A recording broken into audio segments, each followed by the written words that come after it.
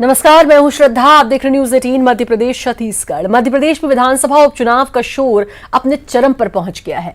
सूबे में सक्रिय तमाम राजनीतिक दलों के नेता जीत के लिए पूरा जोर लगा रहे हैं। खास तौर पर प्रमुख पार्टियां बीजेपी और कांग्रेस ने अपनी पूरी ताकत चुनाव प्रचार में झोंक दी है। सत्ताधारी दल के मुखिया शिवराज सिंह ताबड़तोड़ चुनाव प्रचार कर रहे हैं। इस कड़ी में आज सीएम शिवराज छतरपुर की बड़ा मलहरा सीट के लिए चुनाव प्रचार करेंगे। इसके अलावा अनूपपुर और सांची में भी चुनावी जनसभा को संबोधित करेंगे। आज बीजेपी 28 सीटों के लिए अपना 28 संकल्प पत्र भी जारी करेगी। उधर बीजेपी सांसद ज्योतिरादित्य सिंधिया भी खूब पसीना बहा रहे हैं। इस कड़ी में सिंधिया आज सुमावली और भांडेर में चुनावी सभाएं करेंगे। उधर पूर्व सीएम कमलनाथ भी धुआंधार चुनाव प्रचार कर रहे हैं, जिसके तहत आज कमलनाथ अशोकनगर की मूंगावली और छतरपुर की बड़ा मलहरा सीट पर कांग्रेस प्रत्याशी के लिए वोट मांगेंगे। साथ ही राजस्थान के डिप्टी सीएम सचिन पायलट मुरैना में कांग्रेस के लिए वोट मांगेंगे। उधर बीजेपी की तरफ से पूर्व सीएम उमा भारती भी चुनाव प्रचार के लिए मैदान में कूद पड़ी है। उमा भारती आज भिंड, दतिया और सागर में चुनावी सभाएं करेंगी। बीजेपी प्रदेश अध्यक्ष विष्णुदत्त शर्मा अशोकनगर में प्रचार करेंगे। केंद्रीय मंत्री नरेंद्र सिंह तोमर शिवपुरी और इंदौर में चुनावी सम्मेलन करेंगे। केंद्रीय मंत्री फग्गन सिंह कुलस्ते बुरहानपुर में प्रचार करेंगे। और शरद हमारे साथ हमारे संवाददाता जुड़ चुके हैं। शरद, लगातार दिग्गज चुनावी रण में अपना दम दिखा रहे हैं। आज 28 तारीख है और 28 संकल्प पत्र बीजेपी आज जारी करेगी। बिल्कुल, देखिए आपने सही कहा है। बीजेपी आज अपने संकल्प पत्र जारी कर रही है। 28 तारीख है। 28 विधानसभा क्षेत्रों में उपचुनाव होना है और इन 28 विधानसभा क्षेत्रों के लिए बीजेपी के जो संकल्प पत्र हैं वो आज अलग अलग जगहों पर जारी होंगे। जैसा कि आपने बताया भी है, अलग अलग जगहों पर अलग अलग नेता मौजूद रहेंगे। मुख्यमंत्री शिवराज सिंह चौहान बड़ा मलहरा में भी उनका कार्यक्रम है और सांची में भी कार्यक्रम है, तो वहां पर जहां भी वो सभा करने जाएंगे वहां उस विधानसभा क्षेत्र का संकल्प पत्र जारी होगा। प्रदेश अध्यक्ष वीडी शर्मा अशोकनगर में रहेंगे। नरेंद्र सिंह तोमर के बारे में जैसा आपने कहा कि वो इंदौर में भी रहेंगे, शिवपुरी में भी, तो वहां पर वो जारी करेंगे। और इसी तरीके से जो बाकी के नेता हैं वो संकल्प पत्र जारी करेंगे। देखिए, बीजेपी ने जो संकल्प पत्र बनाया है, दरअसल वो विधानसभा स्तर को देखकर बनाया गया है।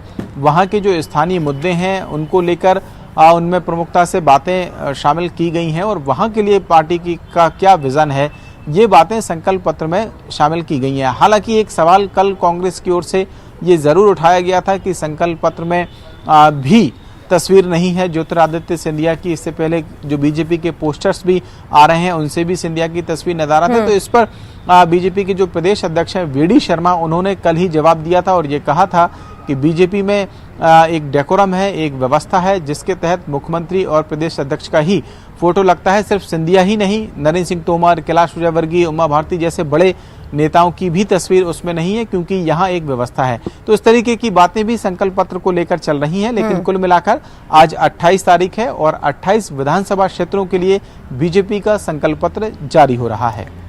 एक तरफ कांग्रेस का मिनी वचन पत्र, क्योंकि इस बार कांग्रेस ने उपचुनाव में मिनी वचन पत्र की बात कही, दूसरी तरफ संकल्प पत्र। ये देखना बड़ा दिलचस्प होगा कि अब जनता को कौन सा पत्र लुभाता है।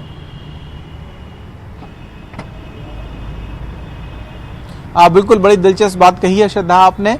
इसी तरीके के वचन और संकल्प 2018 विधानसभा चुनाव में भी देखने को मिले थे, लेकिन तब कैसे परिस्थितियां बदल गईं। जो सरकार थी 3 बार की बीजेपी की, उसको सत्ता से बाहर होना पड़ा। कांग्रेस का एक बहुत बड़ा वचन जो कर्ज माफी का था, उसने पूरा गेम चेंज करके रख दिया। तो कहीं ना कहीं वो वचन पत्र तो कांग्रेस का कारगर साबित हुआ था बीजेपी के संकल्प पत्र के मुकाबले में। लेकिन अब देखना होगा कि 15 महीने के बाद जो सरकार गिरी और अब करीब 6 महीने के बाद में चुनाव हो रहे हैं, तो फिर इन संकल्प पत्र और वचन पत्रों में से जनता किस पर ज्यादा भरोसा करती है। मध्य प्रदेश की राजनीति की खासतौर पर शरद बात करें तो मध्य प्रदेश की राजनीति में ही अब संकल्प पत्र और वचन पत्र शुरू हो गए हैं। वरना पहले घोषणा पत्र जारी हुआ करते थे, लेकिन अब स्थिति ये आ गई कि लोगों को भरोसा दिलाने के लिए कि हम वचन देते हैं या हम संकल्प करते हैं, जैसे शब्दों का इस्तेमाल करना पड़ रहा है। बिल्कुल, ये बात तो है। घोषणा पत्र है तो वो घोषणा ही पत्र ही, लेकिन उसके जो शब्द हैं या उसकी जो भाषा है उसको बदला गया है। अब अगर एक पार्टी ने वचन चुन लिया है तो दूसरे के लिए ये ज़रूरी हो जाता है कि वो वचन की जगह पे कोई दूसरा शब्द चुने, तो उन्होंने संकल्प को चुना है। लेकिन इन वचन और इन संकल्पों में कितनी आखिरकार सच्चाई रहती है बाकी, ये देखने वाली बात होती है। क्योंकि जैसा मैंने कहा कि 2018 का जो विधानसभा का चुनाव था उसमें कांग्रेस ने एक बहुत बड़ा वचन कर्ज माफ़ी का दिया था। अब कांग्रेस कहती रही कि उसने वचन को पूरा करने की कोशिश की 15 महीनों के भीतर, लेकिन बीजेपी लगातार ये आरोप लगाती रही कि वो वचन पूरा ही नहीं हो पाया। तो जो विपक्ष में रहता है वो दूसरे के वचन, और अगर वचन वाले विपक्ष में रहते हैं तो वो दूसरे के संकल्प पर सवाल स्वाभाविक से उठाते रहते हैं। लेकिन जनता सब कुछ देख रही है और समझ रही है, और समझना भी चाहिए उसको कि आखिरकार किस पार्टी ने उसके वादों को पूरा किया और किसने नहीं। उम्मीद है कि इस उपचुनाव में भी ये बातें जनता के जहन में होंगी और वो ठोक बजाकर ही जो संकल्प और वचन है उस पर भरोसा करेगी। बिल्कुल, अब जनता के हाथ में है कि उसको क्या लगता है, वचन पूरा होगा या संकल्प। अब ये खैर 10 तारीख ही बताएगी। बहुत बहुत शुक्रिया आपका शरद, तमाम जानकारी देने के लिए। और भोपाल से खबर, बड़ी खबर, उपचुनाव में शिकायतों की होड़। अब बीजेपी और कांग्रेस में शिकायतें करने की होड़ लग गई है। एक दूसरे की शिकायत में पार्टियां जुट चुकी हैं। कांग्रेस ने 250 से ज्यादा शिकायतें की है, बीजेपी ने 170 शिकायतें की हैं। बड़े नेताओं को लेकर ज्यादा शिकायत है और अधिकारियों और कर्मचारियों की भी शिकायत हुई। तो बड़ी शिकायतों की होड़ सी लग रही है। कभी कांग्रेस भागी भागी पहुंच जाती चुनाव आयोग शिकायत करने के लिए, कभी बीजेपी पहुंच जाती है चुनाव आयोग शिकायत करने के लिए। ये होड़ सी है। 250 से ज्यादा शिकायत कांग्रेस कर चुकी है, 170 से ज्यादा शिकायत बीजेपी कर चुकी है। तो शिकायतों की होड़ लग रही है, बड़े नेताओं को लेकर ज्यादा शिकायत। और भाषा की भी अगर अब बात करें तो इस बार काफी भाषा की मर्यादा टूटी है और उनकी भी कुछ शिकायतें हैं जो चुनाव आयोग तक पहुंची है। जब से मध्य प्रदेश में 28 विधानसभा क्षेत्रों के उपचुनाव की घोषणा हुई है, तब से लगातार भारतीय जनता पार्टी के द्वारा आचार संहिता का उल्लंघन किया जा रहा है। चुनाव की व्यवस्था में प्रशासनिक अधिकारियों द्वारा, पुलिस अधिकारियों द्वारा कई प्रकार की अनियमितताएं की गई हैं। इसको लेकर कांग्रेस कमेटी की ओर से अभी तक कम से कम 250 से ज्यादा शिकायतें कर दी गई होंगी, जिसमें पोस्टल बैलेट्स की शिकायत है, जिसमें मतदाता सूचियों की शिकायत है, जिसमें एसपीओ कलेक्टर की शिकायत है, जिसमें थानेदार की शिकायत है, जिसमें निर्वाचन अधिकारियों की शिकायत है। इस तरह की कई बातें हैं जो साफ तौर पर दिखता है जो गैर विधायक मंत्री हैं उनके द्वारा अपने विभाग के लोगों का उपयोग किया जा रहा है, चुनाव प्रचार में लगाया जा रहा है। अनुराग जुड़ चुके हैं हमारे साथ, हमारे संवाददाता। अनुराग, ये वाकई में शिकायत करने की बड़ी होड़ सी मची हुई है। 250 से ज्यादा शिकायतें कांग्रेस कर चुकी है, 170 से ज्यादा शिकायतें बीजेपी कर चुकी है। बिल्कुल श्रद्धा, देखिए जब से चुनाव आचार संहिता लगी है तब से अभी तक 500 से ज्यादा शिकायतें चुनाव आयोग में चुकी हैं और ये पहला मौका होगा जब किसी तरह के उपचुनाव को लेकर भोपाल से लेकर दिल्ली तक चुनाव आयोग में लगातार शिकायतें की जा रही हैं। बीजेपी की तरफ से 170 के लगभग शिकायतें की गई हैं, तो वहीं कांग्रेस की तरफ से 250 से ज्यादा शिकायतें चुनाव आयोग में अब तक की जा चुकी हैं। सिर्फ अधिकारी कर्मचारी नहीं बल्कि उम्मीदवारों को लेकर भी शिकायतें की गई हैं और साथ ही बीजेपी कांग्रेस ने एक दूसरे के बड़े नेताओं के बयानों को लेकर, अभद्र टिप्पणी को लेकर भी शिकायतें की हैं। तो अब तक 500 से ज्यादा शिकायतें जो हैं वो चुनाव आयोग तक पहुंच चुकी हैं और खबर इस बात को लेकर भी है कि बीजेपी आज या कल में दिल्ली में भी चुनाव आयोग को कांग्रेस नेताओं के खिलाफ शिकायत दर्ज करा सकती है। इसको लेकर पार्टी के बड़े नेता दिल्ली में चुनाव आयोग के पास जा सकते हैं। अभी उपचुनाव होने में तकरीबन 5 दिन, 4 से 5 दिन का समय बाकी है और ऐसे में और कितनी शिकायतें चुनाव आयोग तक पहुंचेंगी इस बात का अंदाजा लगाया जा सकता है। चुनाव 28 विधानसभा सीटों को लेकर हो रहा है, लेकिन जिस तरीके से शिकायतें की जा रही हैं उससे लग ऐसा रहा है कि पूरे प्रदेश का चुनाव हो रहा हो। बिल्कुल, और ये नहीं देख रहा कोई भी कि शिकायत की नौबत ही ना आए, ताकि दोनों तरफ से कुछ ऐसा हो कि शिकायत की नौबत ना आए, कहीं भी उल्लंघन ना हो किसी भी चीज का। खैर, शिकायतों की होड़ अभी भी जारी है। बहुत बहुत शुक्रिया आपका अनुराग, तमाम जानकारी देने के लिए। सांवेर विधानसभा उपचुनाव, वोट फ्रॉम होम के लिए एक और दिन, पोस्टल वोटिंग के लिए एक और मौका। दशहरा पर बाहर गए मतदाताओं को मौका, बुजुर्गों को दी गई वोट फ्रॉम होम की सुविधा। दिव्यांग और कोविड मरीजों को भी यह सुविधा दी गई। 1844 मतदाताओं ने मतदान किया है, तो वोट फ्रॉम होम की सुविधा दी गई है। कोविड मरीजों को भी यह सुविधा दी गई है, दिव्यांगों को भी यह सुविधा दी गई है कि वो घर से वोट दे सकते हैं। राजधानी भोपाल में चुनाव आयोग के कार्यालय के बाहर नारेबाजी प्रदर्शन करना कांग्रेस के 150 कार्यकर्ताओं पर भारी पड़ गया। भोपाल के एमपी नगर पुलिस ने प्रदर्शन और नारेबाजी करने के आरोप में कांग्रेस कार्यकर्ताओं के खिलाफ केस दर्ज किया है। दरअसल मंगलवार को पूर्व मुख्यमंत्री दिग्विजय सिंह चुनाव आयोग में शिकायत दर्ज करने पहुंचे थे। इस दौरान उनके साथ कई कांग्रेस कार्यकर्ता भी चुनाव आयोग पहुंचे।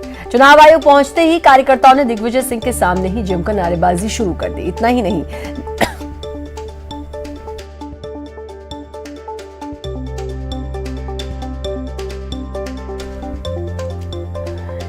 नहीं, जैसे ही दिग्विजय सिंह और 2 प्रतिनिधियों के साथ चुनाव आयोग में अंदर शिकायत दर्ज कराने गए तो बाहर मौजूद कार्यकर्ताओं ने चुनाव आयोग के वो गेट पर बैठे और धरना शुरू कर दिया। इस दौरान कार्यकर्ताओं ने जमकर बीजेपी और प्रशासन के खिलाफ नारेबाजी की। इस प्रदर्शन को नियमों का उल्लंघन मानते हुए पुलिस ने 150 कार्यकर्ताओं पर केस दर्ज किया है।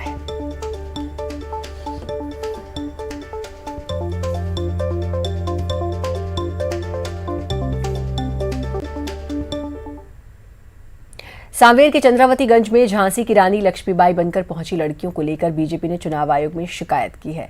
बीजेपी के प्रवक्ता उमेश शर्मा ने कहा कि ये प्री प्लान प्रोपेगेंडा कांग्रेस प्रत्याशी प्रेमचंद गुड्डू के परिवार की तरफ से चलाया जा रहा था, जिसकी शिकायत उन्होंने पुलिस से भी की और जिला निर्वाचन अधिकारी को भी शिकायती पत्र भेजा। सिंधिया मिले आपको?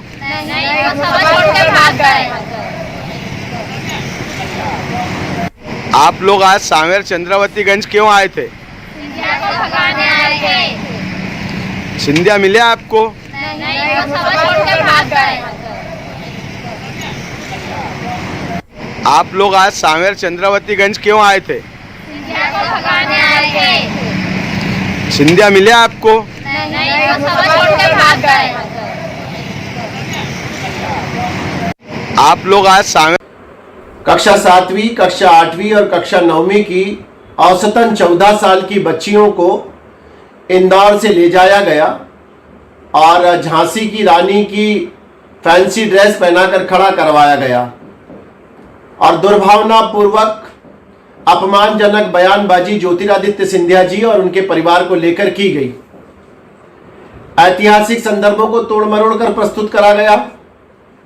भारतीय जनता पार्टी के कार्यकर्ताओं की आस्था और श्रद्धा को सीधे सीधे ठेस पहुंचाने का प्रयास करा गया। कोरोना काल में जब स्कूल भी बंद है और बच्चियों का स्कूल तक जाना बंद है, ऐसे समय में बच्चियों को राजनीतिक अस्त्र के रूप में उपयोग करने की साजिश करी गई। ब्रेक के बाद एक बार फिर से आपका स्वागत है और खबर भोपाल से, जहां चुनाव खर्च में प्रत्याशियों को राहत मिलेगी। मास्क और सैनिटाइजर का खर्च प्रत्याशी के खर्च से हट सकता है। फिलहाल चुनाव आयोग इस पर विचार कर रहा है। बीजेपी ने चुनाव आयोग से इसकी अपील की थी और अब इसके बाद चुनाव आयोग इस पर विचार कर रहा है। मास्क और सैनिटाइजर का खर्च हट सकता है। इस बार मास्क और सैनिटाइजर का अतिरिक्त खर्च प्रत्याशियों के खर्च में जोड़ दिया गया है और इसी को लेकर बीजेपी ने चुनाव आयोग से अपील की थी, क्योंकि कोरोना काल चल रहा है और मास्क और सैनिटाइजर के बिना आप कल्पना भी नहीं कर सकते हैं घर से बाहर निकलने की, उपचुनाव की, तो ये बहुत जरूरी है। लेकिन अब इस पर विचार कर रहा है फिलहाल चुनाव आयोग। अब देखना होगा क्या फैसला लेता है और अगर ये खर्च हट जाता है प्रत्याशियों के कुल खर्च में से तो ये बड़ी राहत। मुरैना में बीजेपी को राहत। उपचुनाव से पहले बीजेपी को एक बड़ी राहत मिली है। अंबाह से सपा उम्मीदवार बीजेपी में शामिल हुए बंशीलाल जाटव। नरेंद्र सिंह तोमर ने दिलाई सदस्यता। बीजेपी उम्मीदवार का किया समर्थन।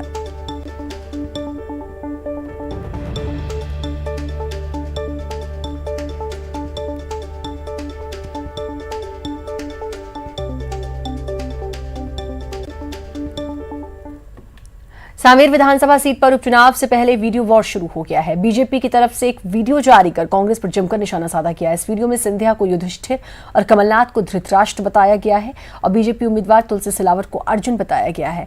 बीजेपी के इस वीडियो का कांग्रेस ने विरोध किया और चुनाव आयोग से शिकायत की। हाँ तो देख मैं आ रही हूँ।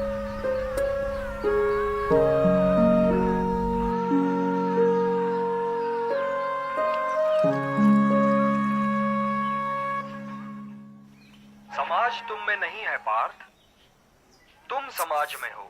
ले चाय पी। इसलिए लोक संग्रह और लोक कल्याण ही को अपना परम कर्तव्य मानो, क्योंकि जो समाज के लिए कल्याणकारी देख होगा आज तो कृष्ण भगवान कितना अच्छा ज्ञान दे रहा है अर्जुन के। नहीं तो भी बेचारा पांडव होन तो कौरव होन के अपना परिवार वाला। मध्य प्रदेश की सियासत में पिछले 7 महीने में विधायकों के बीच जो कुछ भी हुआ वो पूरी जनता जानती है। उपचुनाव के बीच कांग्रेस के एक और विधायक के बीजेपी में जाने के बाद पिछले 7 महीने में कांग्रेस का कुनबा कम हुआ है। अब तक 26 विधायक का साथ 26 विधायक छोड़ चुके हैं। बीजेपी ने कुछ और विधायकों से संपर्क होने का दावा भी किया है। कांग्रेस इसे लोकतंत्र की हत्या बता रही है।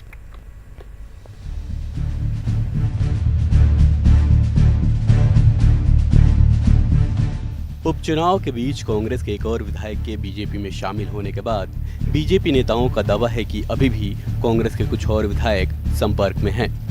ऐसे में सवाल उठने लगा है कि क्या उपचुनाव के परिणाम आने से पहले ऐसे कुछ और झटके कांग्रेस को लगने वाले हैं। बीजेपी नेता पंकज चतुर्वेदी ने कहा कि बीजेपी में जो नेता शामिल हो रहे हैं उनका स्वागत है। देखिए, कांग्रेस ने मध्य प्रदेश में अपने आप को एक प्राइवेट लिमिटेड कंपनी के रूप में चलाने का प्रयास किया, जिसमें सीईओ श्री कमलनाथ जी और सुपर सीईओ श्रीमान दिग्विजय सिंह जी थे।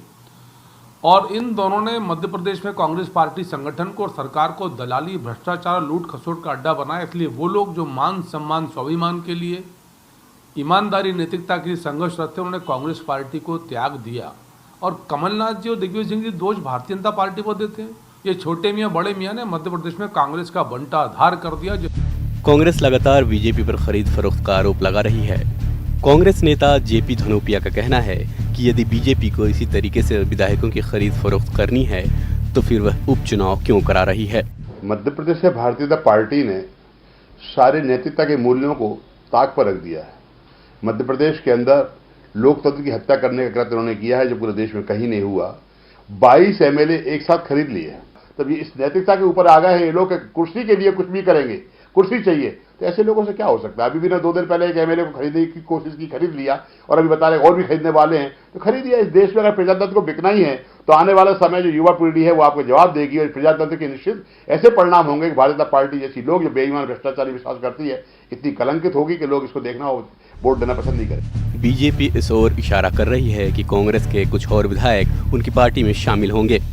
वहीं 7 महीने में बड़ी संख्या में कांग्रेसी विधायकों के बीजेपी में शामिल होने से अब सवाल उठने लगा है कि कांग्रेस क्या अपने विधायकों को संभालने में फेल साबित हो रही है। मनोज राठौर, न्यूज़ 18, भोपाल। श्योपुर में सलापुरा नहर के पास देसी शराब के ठेके पर आदिवासी समाज के लोगों ने तोड़फोड़ की और आग लगा दी। बताया जा रहा है कि बीती रात शराब ठेकेदार के कर्मचारियों ने समाज की 2 महिलाओं समेत एक युवक की पिटाई कर दी थी। मारपीट से नाराज आदिवासी समाज के लोगों ने शराब ठेके पर हमला बोल दिया और तोड़फोड़ के साथ आग लगा दी। जानकारी के बाद कोतवाली थाना पुलिस मौके पर पहुंची, आग को काबू में किया। नाराज लोगों ने श्योपुर पाली हाईवे पर जाम लगा दी और कार्रवाई की मांग भी की।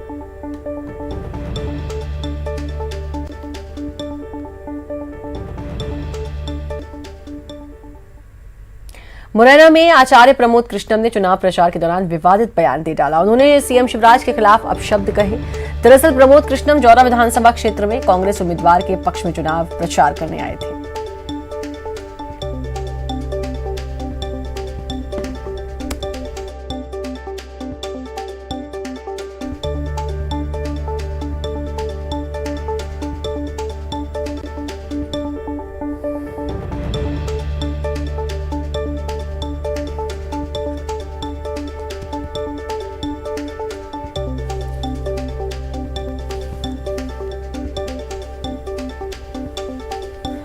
आचार्य प्रमोद कृष्णम स्टार प्रचारक हैं और मुरैना गए थे और वहीं पर उनके विवादित बोल भी सुनने को मिले हैं। और कुछ ही देर में आपको भी सुनाएंगे कि क्या कहा आखिर आचार्य प्रमोद कृष्णम ने। सचिन पायलट, प्रमोद कृष्णम ये स्टार प्रचारक हैं।